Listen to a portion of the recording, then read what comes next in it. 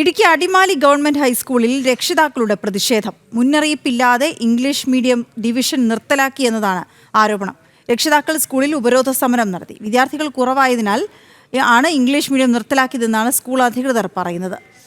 Subin Thomas ചേരുന്നുണ്ട് വിവരങ്ങളുമായി. സുബിൻ, ഇത് മുന്നറിയിപ്പില്ലാതെയാണോ ഇങ്ങനെ ഈ ഇംഗ്ലീഷ് മീഡിയം നിർത്തലാക്കിയത്? നേരത്തെ ഈ സ്കൂളിൽ പഠിച്ചിരുന്ന കുട്ടികൾ, നേരത്തെ ഇംഗ്ലീഷ് മീഡിയത്തിൽ പഠിച്ചിരുന്ന കുട്ടികളുടെ രക്ഷിതാക്കളെ വിവരം അറിയിച്ചിരുന്നില്ലേ?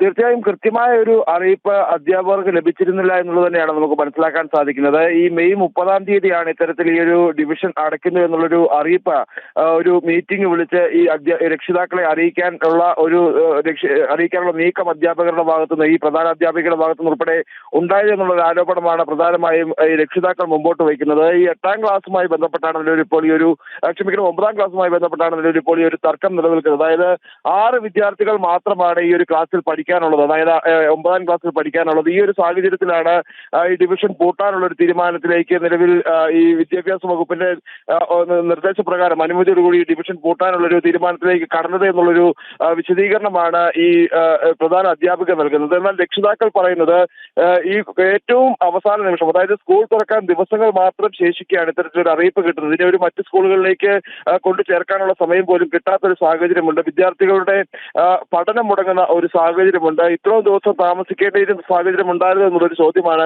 അവർ പ്രധാനമായി മുമ്പോട്ട് വയ്ക്കുന്നത്. മെയ് മാസത്തിൽ തന്നെ ഇവർക്ക് ഇത്തരത്തിൽ ഒരു സൂചന ഇവർക്ക് നൽകിയിരുന്നു, അധ്യാപകർ ഈ രക്ഷിതാക്കൾക്ക് നൽകിയിരുന്നുവെന്ന് അധ്യാപകർ പറയുമ്പോഴും അത്തരത്തിൽ യാതൊരുവിധ നിർദ്ദേശമോ സൂചനകളോ അല്ലെങ്കിൽ ഈ ഡിവിഷൻ അടയ്ക്കുന്നതുമായി ബന്ധപ്പെട്ടുള്ള ഒരു തരത്തിലുമുള്ള നിർദ്ദേശങ്ങൾ തങ്ങൾക്ക് ലഭിച്ചിരുന്നില്ല എന്നുള്ളൊരു കാര്യമാണ് ഈ മാതാപിതാക്കൾ എന്തായാലും പറയുന്നത്. നിലവിലിപ്പോൾ രാവിലെ മുതൽ തന്നെ ഈ രക്ഷിതാക്കൾ ഈ പ്രധാന അധ്യാപികയുടെ ഓഫീസിലെത്തി ഈ ഓഫീസ് ഉപരോധിക്കുന്ന സാഹചര്യം ഉണ്ടായി. തൊട്ടു പിന്നാലെ തന്നെ വിദ്യാർത്ഥി സംഘടനകളും പ്രതിഷേധവുമായി രംഗത്തെത്തുകയും ചെയ്തു. KSU ഉൾപ്പെടെയുള്ള സംഘടനകളാണ് വലിയ രീതിയിലുള്ള പ്രതിഷേധവുമായി രംഗത്തെത്തിയത്. ഇതൊരു നേരിയ സംഘർഷത്തിലേക്ക് പോകുന്ന സാഹചര്യം ഉണ്ടാവുകയും ചെയ്തു.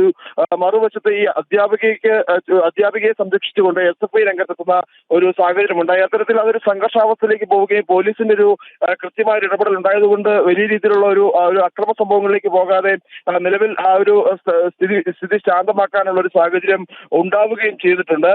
നിലവിൽ പ്രധാന അധ്യാപിക പറയുന്നത് പ്രകാരം സ്പെഷ്യൽ ഓർഡർ ഉണ്ടെങ്കിൽ ഈ 6 വിദ്യാർത്ഥികളുമായി ബന്ധപ്പെട്ട്, അല്ലെങ്കിൽ 6 വിദ്യാർത്ഥികൾക്ക് അവിടെ ക്ലാസ് നടത്താം, അല്ലെങ്കിൽ അവർക്ക് ഈ അധ്യയന വർഷം അവിടെ പഠിക്കാനുള്ള അവസരം ഉണ്ടാക്കാൻ സാധിക്കുമെന്നുള്ള ഒരു കാര്യമാണ് പ്രധാന അധ്യാപിക പറയുന്നത്. ഇനിയിപ്പോൾ വിദ്യാഭ്യാസ വകുപ്പിൽ നിന്ന് അതുമായി ബന്ധപ്പെട്ടുള്ള നടപടികൾ ഉണ്ടാകേണ്ടതായുണ്ട്. ഈ സ്പെഷ്യൽ ഓർഡർ ഉൾപ്പെടെ ഇനി എത്തേണ്ടതായുമുണ്ട്. അതിനുവേണ്ടിയുള്ള കാത്തിരിപ്പാണ്.